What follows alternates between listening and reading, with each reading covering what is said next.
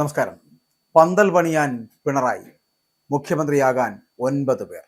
നിയമസഭാ തെരഞ്ഞെടുപ്പ് ഫലം പുറത്തുവരാൻ ഒരാഴ്ച മാത്രം ശേഷിക്കുമ്പോൾ ഭരണ തുടർച്ച ഉറപ്പിച്ച് മുഖ്യമന്ത്രി പിണറായി വിജയൻ ആത്മവിശ്വാസത്തോടുകൂടി മുന്നോട്ട്. വോട്ടെണ്ണൽ ദിനമായിട്ടുള്ള മെയ് 4 പിറ്റേന്ന് തന്നെ സത്യപ്രതിജ്ഞയ്ക്ക് പന്തലിടാൻ നിർദ്ദേശം നൽകിക്കഴിഞ്ഞിരിക്കുന്നു. ഭരണ തുടർച്ച ഉണ്ടാകുമെന്ന ഇന്റലിജൻസ് റിപ്പോർട്ടും പാർട്ടി തലത്തിലുള്ള വിലയിരുത്തലുകളുമാണ് മുഖ്യമന്ത്രിക്കും CPM-നും ഇത്രയും വലിയ ആത്മവിശ്വാസം വീണ്ടും നൽകിയിരിക്കുന്നത്. പ്രമുഖ ചാനലുകളെല്ലാം എക്സിറ്റ് പോൾ സർവേകൾ പൂർത്തിയാക്കി കഴിഞ്ഞു. എന്നാൽ 4 സംസ്ഥാനങ്ങളിലേക്കുള്ള അവസാന ഘട്ടം തിരഞ്ഞെടുപ്പ് നടക്കുന്ന 29-ന് ശേഷം മാത്രമായിരിക്കും ആ സർവേ ഫലങ്ങളെല്ലാം പുറത്തുവിടുക.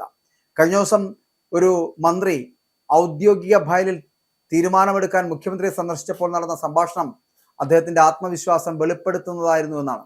മാതൃകാ പെരുമാറ്റച്ചട്ടം നിലവിലുള്ളതിനാൽ പുതിയ സർക്കാർ വന്ന ശേഷം തീരുമാനമെടുക്കാമെന്നായിരുന്നു മുഖ്യമന്ത്രിയുടെ മറുപടി.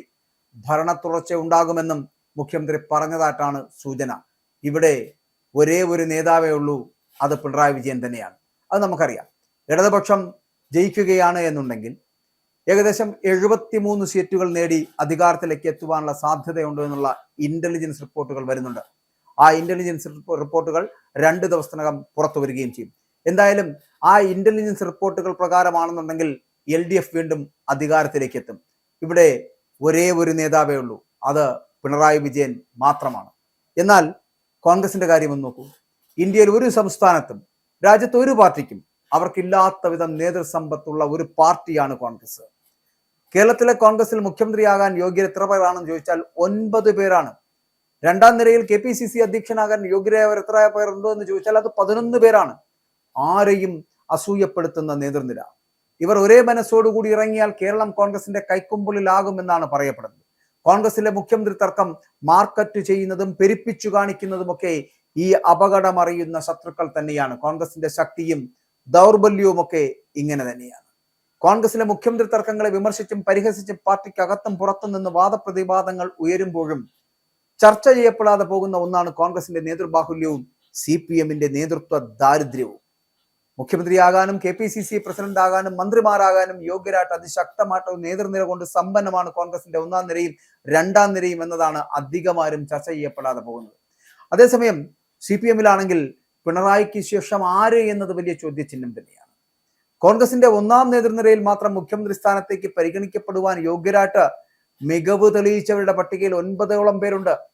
2ാം നിരയിലും 1 ഡസനോളം ആളുകൾ വേറെയുണ്ട്.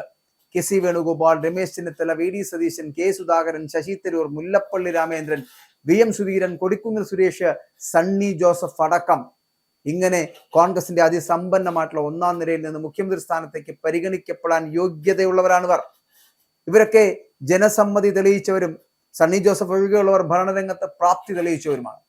സണ്ണി ജോസഫ് MLA എന്ന നിലയിലും KPCC അധ്യക്ഷൻ എന്ന നിലയിലുമൊക്കെ സമ്മതി നേടിയ നേതാവ് കൂടി തന്നെയാണ്.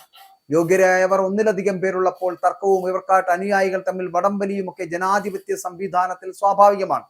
എന്നാൽ കേരളത്തിൽ കോൺഗ്രസിലെ മുഖ്യമന്ത്രി തർക്കം എന്ന് പറയപ്പെടുന്നത് മാർക്കറ്റ് ചെയ്യുന്നവരിലേറെയും ഇടത് ഹാൻഡിലുകളാണ് എന്നതാണ് കൗതുകം. 1ാം നിരയിൽ മാത്രമല്ല, കോൺഗ്രസിന്റെ 2ാം നിരയും ഏത് രാഷ്ട്രീയ സംവിധാനങ്ങളെയും അത്ഭുതപ്പെടുത്തുന്ന വിധം സമ്പന്നമാണ്. PC Vishnunadh, Roji M John, KS Sabarinathan, Shafi Parambil, VT Balram, Mathew Kuzhalnadan, Dean Kuriakose, CR Mahesh, Chandy Oommen, Hibi Eden, Jebi Mather തുടങ്ങി ചുരുങ്ങിയതൊരു 11 പേരെങ്കിലും ഉണ്ട് ഈ പട്ടികയിൽ. KPCC അധ്യക്ഷ സ്ഥാനത്തേക്ക് അനായാസം പരിഗണിക്കപ്പെടാൻ യോഗ്യതയുള്ളവരാണ് ഇവരെല്ലാവരും. സ്വഭാവ വൈകൃതം കാരണം വീട്ടിൽ കയറ്റാൻ കൊള്ളാത്തതിനാൽ കോൺഗ്രസിൽ നിന്നും പുറത്താക്കപ്പെട്ട രാഹുൽ മാങ്കൂട്ടത്തിലും ഈ ഗണത്തിൽ പരിഗണിക്കപ്പെടേണ്ട ആളായിരുന്നു. രാജ്യത്തെ മറ്റൊരു സംസ്ഥാനത്തും രാജ്യത്തെ ഒരു പാർട്ടിക്കും കാണില്ല ഇത്ര ശക്തമായ സമ്പന്നമായിട്ടുള്ള ഒരു നേതൃനിര. നേരെ തിരിച്ച് CPM-ലെത്തിയാൽ പരിതാപകരമാണ് അവരുടെ നേതൃനിര എന്ന് പറയപ്പെടുന്നത്. CPM-ന്റെ സംഘടനാ സംവിധാനത്തിന്റെ കരുത്തില്ല എങ്കിൽ ഒരു നിയമസഭാ തെരഞ്ഞെടുപ്പിൽ വിജയിച്ചു കയറുവാൻ തക്ക ജനപിന്തുണയും അംഗീകാരവും ഉള്ളവർ വിരലിൽ എണ്ണാവുന്നതിൽ ഒതുങ്ങുമെന്നുള്ളതാണ്. പിണറായി അല്ലെങ്കിൽ മുഖ്യമന്ത്രി ആര് എന്ന് ചോദിച്ചാൽ എടുത്തു കാട്ടാൻ ഒരു KK ശൈലജയും ഒരു K രാധാകൃഷ്ണനും മാത്രമാണ് എന്ന് പറയാം. P Rajeev, KN Balagopal, Muhammad Riyas, MB Rajesh, M Swaraj, PK Biju, MB Nikesh Kumar, PK Prashant എന്നിങ്ങനെ ചുരുക്കം പേരിൽ ഒതുങ്ങുന്നതാണ് 2ാം നിര. പാർട്ടിക്കപ്പുറം അംഗീകാരം നേടിയ നേതാക്കളുടെ എണ്ണം ഇവർക്കപ്പുറം വിരളമാണ്. അതിനാൽ തന്നെ തർക്കത്തിനും പ്രസക്തിയില്ല. ഇനി പാർട്ടിയെയും സർക്കാരിനെയും നയിക്കാൻ ഇവരിൽ നിന്നും പ്രഗത്ഭന കണ്ടെത്തി വളർത്തിയെടുക്കേണ്ടി വരും. അതിനപ്പുറം പാർട്ടിക്കും അതീതമായിട്ടുള്ള ജനസമ്മതിയിലേക്ക് ഇവര് വളരുക തന്നെ വേണം. കോൺഗ്രസിന്റെ ശക്തിയും ദൗർബല്യവും ഒക്കെ ഈ നേതൃബാഹുല്യം തന്നെയാണ്.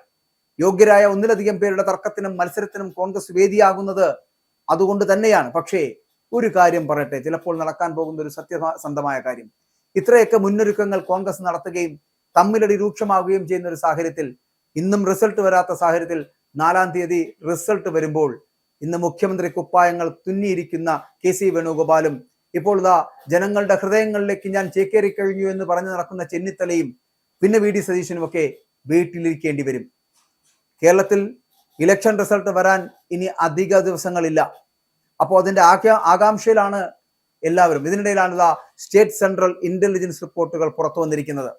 സംഗതി എന്താണെന്ന് വെച്ചാൽ, ഇത്തവണയും പിണറായി വിജയന്റെ നേതൃത്വത്തിലുള്ള LDF തന്നെ അധികാരത്തിൽ വരാനാണ് സാധ്യത എന്നാണ്. ഈ റിപ്പോർട്ടുകൾ പറയുന്നത് അപ്രകാരമാണ്. ഇന്റലിജൻസ് കണക്ക് പ്രകാരം LDFന് 73 സീറ്റുകൾ വരെ കിട്ടാം. എന്നാൽ മുഖ്യമന്ത്രിക്ക് അതിലും വലിയ കോൺഫിഡൻസ് ആണ്. പുള്ളി പറയുന്നത് 80 സീറ്റുകൾ വരെ കിട്ടും എന്നുള്ളതാണ്. വികസന പ്രവർത്തനങ്ങളും ക്ഷേമ പദ്ധതികളും വോട്ടായി മാറുമെന്ന് CPM കരുതുന്നു. മറുഭാഗത്ത് BJPയും ഇത്തവണ വലിയ പ്രതീക്ഷയിലാണ്. കേന്ദ്ര ഏജൻസികളുടെ കണക്കനുസരിച്ച് BJPക്ക് 15 സീറ്റുകൾ വരെ കിട്ടാൻ സാധ്യതയുണ്ടത്രേ. നേമം മണ്ഡലത്തിൽ BJP വിജയം ഉറപ്പിച്ചുവെന്നും കുമ്മനം രാജശേഖരൻ ആറന്മുളയിൽ സർപ്രൈസ് വിജയം നേടുമെന്നും ഒക്കെ പ്രവചനങ്ങളുണ്ട്. BJP പിടിക്കുന്ന വോട്ടുകൾ സത്യത്തിൽ UDFനെയാണ് വലിയ രീതിയിൽ ബാധിക്കുക എന്നുള്ള കാര്യത്തിൽ തർക്കമില്ല. കോൺഗ്രസ് വോട്ടുകൾ BJPയിലേക്ക് ഒഴുകുന്നത് LDFന് കാര്യങ്ങൾ കൂടുതൽ എളുപ്പമാക്കുന്നു എന്നതാണ് രാഷ്ട്രീയ നിരീക്ഷകരടക്കം പറയുന്നത്. അപ്പോൾ ഇതിനെ ഒരു സ്പോയിലർ എഫക്റ്റ് എന്നാണ് അവർ വിളിക്കുന്നത് പോലും.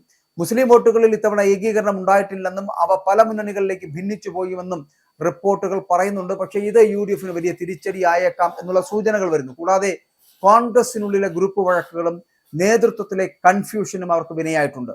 ചുരുക്കത്തിൽ പറഞ്ഞാൽ കേരളം വീണ്ടും ഒരു ഇടത് ഭരണത്തിന് സാക്ഷ്യം വഹിക്കുമെന്നാണ് ഇപ്പോൾ പുറത്തു വരുന്ന എല്ലാ റിപ്പോർട്ടുകളും സൂചിപ്പിക്കുന്നത്. എങ്കിലും വോട്ടർമാരുടെ മനസ്സിൽ ശരിക്കും എന്താണ് എന്ന് റിസൾട്ട് വരുമ്പോൾ മാത്രമേ നമുക്ക് അറിയാൻ പറ്റൂ. നമുക്ക് കാത്തിരുന്ന് കാണാം. എന്തായാലും പന്തല് പണി പുരോഗമിക്കട്ടെ. മുഖ്യമന്ത്രിയാകാൻ കുപ്പായം തുന്നിയ 9 പേരും തയ്യാറായി നിൽക്കട്ടെ. പന്തല് പണിയുമായിട്ട് പിണറായി മുന്നോട്ട് പോകട്ടെ.